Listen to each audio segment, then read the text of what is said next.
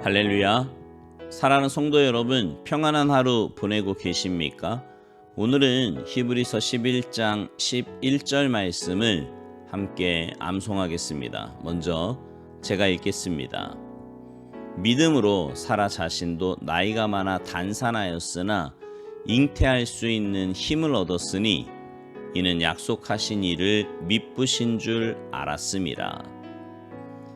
우리가 지금 믿음의 장인, 믿음장이라고 하는 히브리서 11장 말씀을 암송하고 있는데요.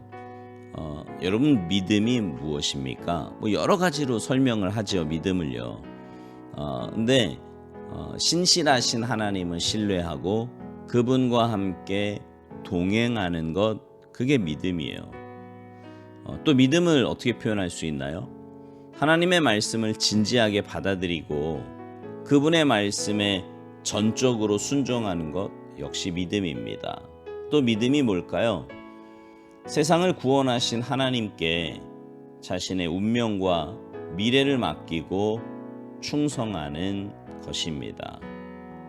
세상은요, 이런 믿음의 사람을 감당할 수 없습니다. 여러분은 이런 믿음을 가지고 있습니까? 오늘 말씀의 주인공 사라가 그런 사람이었습니다. 믿음으로 사라 자신도 나이가 많아 단산하였으나 잉태할 수 있는 힘을 얻었으니 이는 약속하신 이를 미쁘신 줄 알았음이라. 사라가 이삭을 낳기까지 결혼해서 한 번도 잉태한 적이 없는 불임 여성이었습니다. 더군다나 하나님께서 남편 아브라함에게 이삭을 약속하셨을 때 사라는 생의 적정한 단계가 지난 90세에 이르러 도저히 잉태할 수 없는 그런 상태였지요. 그런 사라의 몸이 믿음으로 인해 전능하신 하나님에 의해 잉태가 가능한 몸으로 회복되었습니다. 이는 인간의 상식을 초월한 하나님의 기적의 역사였고요. 이 기적을 불러온 것은 사라의 믿음이었다고 성경은 말씀하고 있습니다.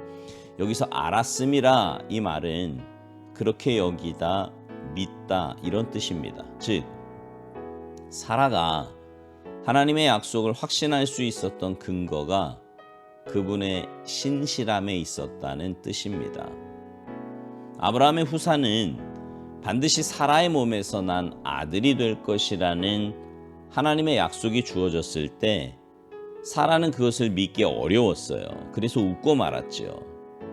하지만 그 후에 회의와 불신을 극복한 사라는 하나님의 신실하심에 대한 확신을 갖게 되었고, 그로 인해 그의 비웃음이 기쁨과 감사의 웃음으로 바뀌는 역사를 체험하고 열국의 어머니가 되는 축복을 누리게 되었습니다. 사라가 믿음을 통해 하나님께 받은 것은 아이를 임신할 수 있는 능력이에요. 결국 사람의 믿음이 불가능한 일을 가능한 것으로 바꾸었습니다. 여러분, 성도가 현실을 먼저 생각하고 그것을 우선순위에 두는 삶은 하나님의 신실하심을 무시하는 삶입니다. 하나님의 역사를 체험하려면 언제든지 하나님은 말씀하신 모든 것을 온전히 이루시는 분이라는 것을 믿고 실천해야 합니다. 하나님은 사람처럼 거짓말하지 않으시고 후회가 없으시며 반드시 말씀을 이루시는 분이십니다. 하나님의 능력은 그분의 전적인 뜻과 은혜 가운데 임하지만 그것은 또한 우리의 믿음을 따라 역사하는 힘이기도 합니다. 그러므로 하나님의 신실하심을 믿는 사람은 어느 시대, 어느 상황을 막론하고 하나님의 역사를 체험할 수 있는 것입니다. 바라기는 여러분 모두가 온전한 믿음을 가지고 하나님의 신실하심, 미쁘신 그분의 성품을 의지하며 사셔서 사라와 같이 기적과도 같은 하나님의 역사를 체험하며 사시기를 간절히 바랍니다. 오늘 말씀 암송하면서 오늘 암송 마치겠습니다. 믿음으로 사라 자신도 나이가 많아 단산하였으나 잉태할 수 있는 힘을 얻었으니 이는 약속하신 이를 미쁘신 줄 알았음이라. 히브리서 11장 11절 말씀. 아멘.